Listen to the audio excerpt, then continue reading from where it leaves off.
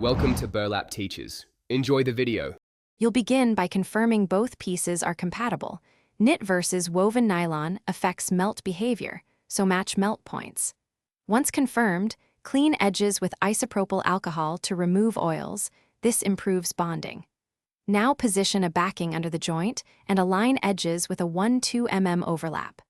Apply a thin bead of solvent or high-temperature adhesive along the seam. Then immediately clamp with low-pressure clips, so fibers stay aligned while you proceed to the next step. Now you'll fuse the seam, set your heat source to the recommended range, and test on a scrap. Once done, heat in short passes, 10 to 20 mm at a time, so the nylon melts uniformly without burning.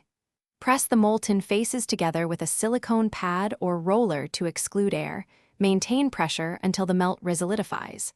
After the seam cools, stitch a line of lock stitches or apply an adhesive-backed nylon tape over the joint to reinforce strength and distribute load. Finish by trimming protruding beads and smoothing edges with a fine file. This prevents abrasion later.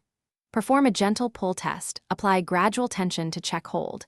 Make sure the joint flexes rather than separates. If it fails, stop. Reclean both surfaces, reapply solvent or adhesive, and increase heat marginally on a new pass. Do not overheat.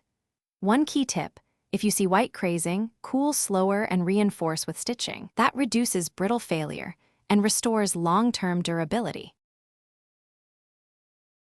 Thanks for watching. Consider subscribing if this video helped you.